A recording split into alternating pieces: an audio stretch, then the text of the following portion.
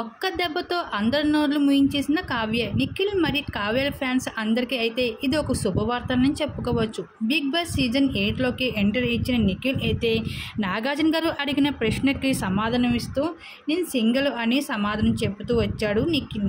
కావ్య తను అసలు రిలేషన్షిప్లో లేనట్లు చెప్పడంతో కావ్య మరియు నిఖిల్ కలిసి లేరని అందరూ అనుకున్నారు. అంతేకాకుండా వీళ్ళిద్దరూ ఒకరినొకరు ఇన్స్టాగ్రామ్లో కూడా అన్ఫాలో చేసుకుని బిగ్ బాస్ హౌస్ లోపలికి అడుగుపెట్టిన నిఖిల్ సోనియాకి దగ్గర అవడంతో ఇవన్నీ చూశాక ఇంక నిఖిల్ మరియు కావ్యాలు కలిసేది లేదు అంటూ అందరూ ఫిక్స్ అయిపోయారు. కానీ ఆ వార్తలు అన్నిటినీ కొట్టుపడేసింది కావ్య.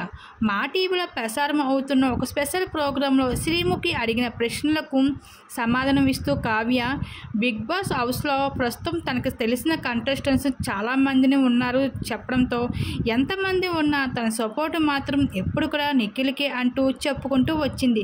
నా సపోర్ట్ ఎప్పుడు కూడా నిఖిల్కే, నేను బయట ఉన్నా సరే నేను మాత్రం నిఖిల్కే సపోర్ట్ చేస్తాను అంటూ కావ్య అయితే తేల్చుకుంటూ వచ్చేసింది. దీన్ని బట్టి అర్థమవుతుంది వీళ్ళిద్దరూ కలిసే ఉన్నారు, విడిపోలేదనేసి. మరి దీని మీద మీరేమనుకుంటున్నారు? మీ అభిప్రాయాన్ని తప్పకుండా కామెంట్ సెక్షన్లో షేర్ చేసుకోండి.